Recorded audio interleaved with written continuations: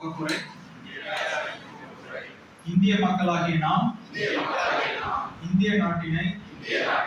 இறையாண்மையும் சமநல சமுதாயமும் சமய சார்பின்மையும் மக்களாட்சி முறையும் அமைந்ததொரு குடியரசாக நிறுவவும் அதன் குடிமக்கள் அனைவரும் சமுதாய பொருளியல் அரசியல் நீதி எண்ணம் அதன் வெளியீடு கோட்பாடு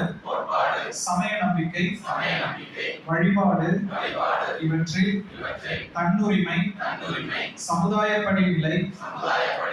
வாய்ப்பு நலம் இவற்றில் சமன்மை ஆகியவற்றை எய்திடச் செய்யவும் அவர்கள் அனைவரிடையேயும் தனிமனிதனின் மாண்பு நாட்டு மக்களின் ஒற்றுமை ஒருமைப்பாடு இவற்றை உறுதிப்படுத்தும் உடன் பிறப்புரிமையினை வளர்க்கவும் உள்ளார்ந்த